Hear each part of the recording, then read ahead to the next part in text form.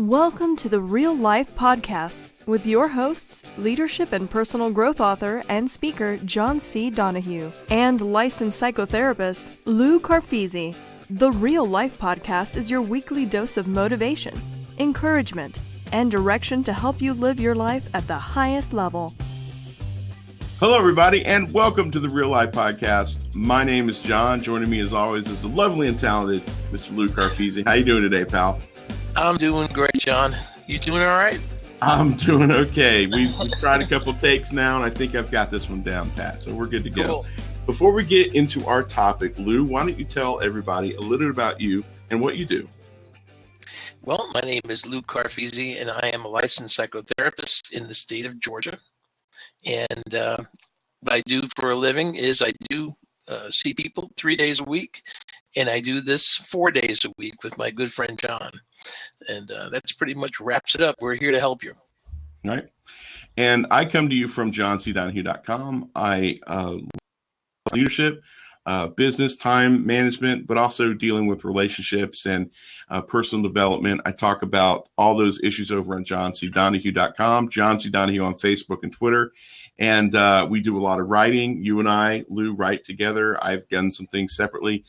Very excited. I have a new project that's about to launch. So we'll be talking about that soon, hopefully sooner than later. And that's what I do. That's who Lou is. And we are the Real Life Podcast. And as I mentioned, please come to reallifepodcast.com. Sign up for our newsletter. It's something that we put out every week. We'd love for you to be a part of it. We put a lot of great information there. If you have a question or a comment, you can find us at questions@reallifepodcast.com. And where can people find us on the social networks, my friend? On social media, you can find us at facebook.com, Real Life Podcast, or twitter.com, Real Life Cast. Excellent. So today, for our blab, we're talking about how to be a communication rock star. So communication, we talk about expectation a lot here. Expectations are something that we all struggle with and deal with at different levels, and we have to work on that. But I think the number two thing that we talk about a lot is communication. Communication is a big issue. It's a huge issue because if you don't have communication, you don't have trust. If you don't have trust, you don't have much. Right. Exactly. So we've got some ideas that we like to talk and present about how you can be a rock star in communication. That you don't have to have amazing speaking skills. You don't have to just pronunciate or have an extremely high vocabulary, but you just need to practice some simple rules. And pretty soon we think that you're going to turn into a professional, awesome rock star communicator. So let's go ahead and dig into the first one. What's the first one, my friend? Timing is everything. If you have something you need to say to someone, it's your responsibility to find the most appropriate time to have the conversation. Don't interrupt someone when they are at work or watching a game or doing whatever, because you won't get the desired result with that communication. Correct. Yeah, and it's the best thing to do when you're trying to talk to somebody and tell them something very important, to stop them from whatever it is they're doing. And that is sarcasm, because it's horrible. If you're watching a game on TV, or if you're cooking, or if you're reading a book and you interrupt somebody. Now, if somebody's not really engaged in something, you could go and say, "May I talk to you for a moment?" But be willing to accept the fact when they say, "No, I'm really kind of focused on this," and then set a time, because if somebody's focused on something else, they're not going to be able to give you their 100% attention, and that's really horrible. So it's always best to ask someone when it's a good time to have a serious conversation. It allows them to focus, lets them be ready, and you need to, if that's the case, let them choose, because it gives them control, and they will appreciate that and really appreciate your consideration. Yeah, and a place where this really happens, that in a really bad quality way, is you and your spouse, you get in bed, turn the lights off, and all of a sudden, about 5 minutes later, the light goes on. We need to talk. Why don't we communicate anymore? Right. I'll go ahead and say this. I'll make this public statement. My wife and I both have superpowers. Her Really? superpower is the ability to want to strike up a conversation 2 seconds after I go into REM sleep. That's her superpower. We'll lie down and go to bed, and we'll lights out. We're going to sleep. I will just hit that dream state, and this will say, "Hey, are you awake?" And I really have to fight myself to say, "Well, I am now." I have to be much more, "Yeah, baby, what's up?" And then I have to not be angry that she woke me up. My superpower is the ability to want to give out all this stupid information about a character or an actor when we're in the middle of watching a movie. I want to give her all this nerd info that I've got stored up for years right in the middle of her watching a show. And she doesn't want any of that. That's my superpower. Well, that's good and not so good, I guess. Right. So let's move on to the second thing, which is the best way to have a really serious conversation, if at all possible, is to talk in person, face to face. The great thing about technology like blab.im or Skype or Google Hangouts, it's made it really popular to have conversations online. I was part of a business where we worked mobily, and all of our business meetings were through Google Hangouts. But the thing that we discovered was when we had one-on-one conversations, the conversation was deeper, the connection between each other was richer, and we felt like we got more done. So if you're wanting to have a serious conversation, the best thing to do is to do it face-to-face and try to do it in person. And that allows you to do a couple different things like read body language and voice inflection. And you could do that in such a way that you can connect with them on a much, much deeper level. Yes. This is starting to become a more and more popular way, using technology. I'm part of a company that does this online. It does therapy online. And while it isn't face to face, at least not most of the time, it is effective, because the positives for that are that you can really concentrate on what you're doing and what you're looking at. When someone else is there are other distractions. There's no perfect way to do this. We all like the personal touch, the face-to-face, in-person deal, but sometimes we can't make that. And sometimes it's not convenient for us, or we just don't feel like going somewhere and going to do that. So that, in that context, it's a great way to do it. Yeah, but just be careful if you do have to resort to doing an online conversation. Just be aware that the other person may or may not be paying 100% attention. They might be checking Facebook, or that's the downside of using that technology. So I think that it's always better, if at all possible, to do it face to face. Yeah, I agree. Usually they're not going to be checking email, or they might be on their phone, and that's a whole nother conversation for another day. But people usually respond better and are much more sincere when those conversations happen in person. I agree. So the next thing, we recently talked about this in a recent podcast, talking about telling the truth. Number 3 is always be honest. As messy as it is, honesty is always the best policy.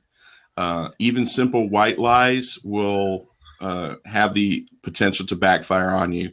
So no matter what the consequences, as much as you can, to the best degree that you can, always tell the truth. Always tell the truth. Now that can get you into a little bit of trouble. Yes, it can. But it's and we all know what those things are that'll get us into trouble if we answer with every single thing that we have on our mind. So yes, it's good. You have to make sure you don't lie, but don't overshare. Right. Yeah, and be wise when you're in a professional setting like at work.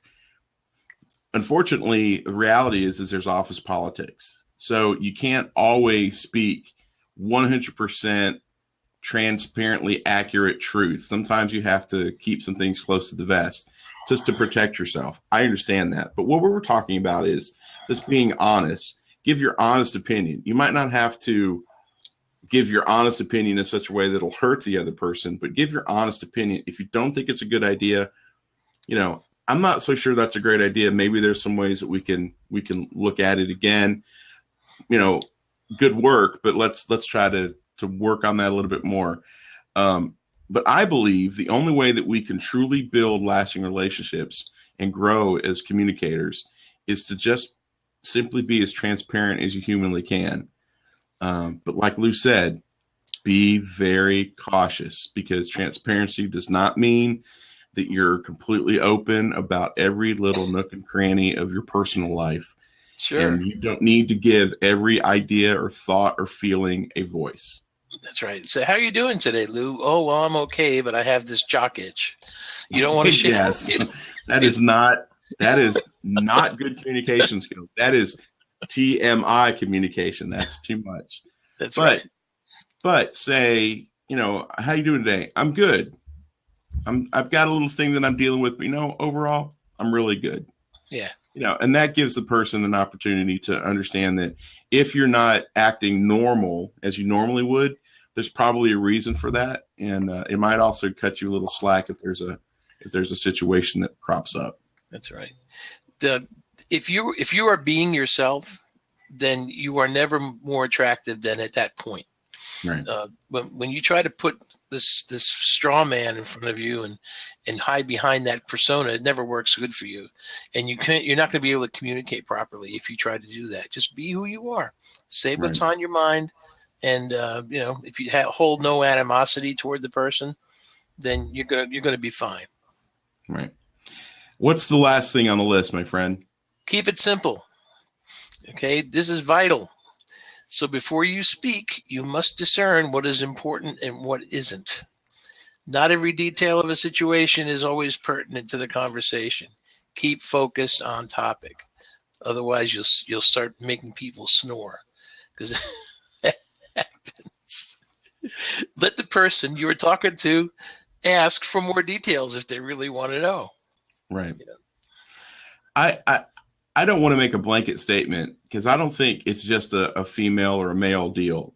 I know a lot of guys that over talk, and I know a lot of ladies who don't talk enough. So, some people would say it's the opposite. Women just love to talk and men don't. That's not entirely true. I'm a talker. I know that. That's why I love podcasting.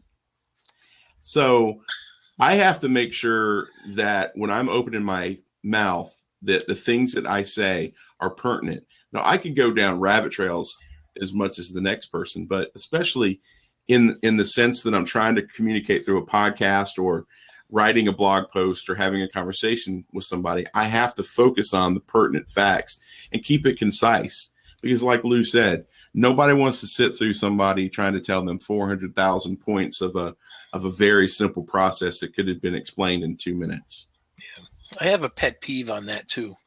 Have you ever sat in a conference and you had a speaker up there who did nothing but give example after example after example on the same point? That is probably the thing that drives me crazy most of all, when any kind of you're watching a speaker, or even when you're having a conversation with someone who just loves to hear themselves speak. Right. You know those people. Yeah, and I have a tendency to do that. My key phrase is because. If I say because more than once, I know I'm in trouble. But the thing is, it's the examples that waste people time. Even in therapy, when I get a couple in there, they'll make a statement like, he is so hard-headed, and you know why? Because, and they'll give me an example, and I'll say okay, and then they'll say, and you know what else? Blah blah blah. Then he has to give me 2 examples of why she's so hard-headed. Right. It gets you nowhere. Right.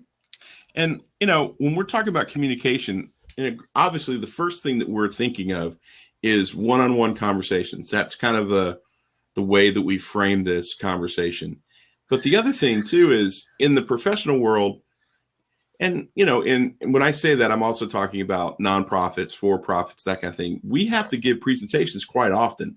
You have to lead meetings. You have to give presentations to clients. You have to talk on a professional level at many different occasions. And the most important thing that I learned when I was in school was if you can't say it in 20 minutes or less, you don't have a point. And I've sat through a lot of people who were teachers or pastors or conference speakers who do not have the idea to circle around and kind of land on it and just let it go. Yeah, well, it's their desire to make themselves so clear that they become unclear. True. Yeah. But the reality is that people can easily get lost if you have too many unnecessary details. So we encourage you to keep it simple, keep it on point, no one gets lost, and the conversation can stay on track. And that's the important thing. If you want to communicate, keep it simple. Be yourself. Always be honest. Keep it face-to-face if possible, and make sure that you do it at the most appropriate time. And I think that if you do that, you'll be well on your way to be a rock star communicator. Sounds good to me. Right? Have we left anything out? What did we leave off the list? Is there anything that we didn't speak on? No, I think we've got everything on the list, John. All right, my friend. So if you have a question or a comment, or you have something that you would like to bring to our attention, we would love to talk to you. The best way that you can get us is if you send us an email at questions@reallifepodcast.com. You can also send us a message over on Facebook at facebook.com/reallifepodcast, or on Twitter at twitter.com/reallifecast. Yep. And you can reach us individually if you want to do that. John has a really great site. It's johncdonahue.com, where you can see a lot of his posts and a lot of his morning motivators, which are very nice, very good. You can come to my website, which is lifecarecounseling.net, and read some of the articles that we've posted there. But we would love for you to go to reallifepodcast.com, and that's the way to get to both of us and to see what's new and what we're going to be talking about. Right. And we do a new podcast every Wednesday. We would love for you to be here. So thank you for listening. Thank you for taking time out of your week. And we want to encourage you. Real help, real hope, real life at the Real Life Podcast. See you next week, everybody. Bye-bye.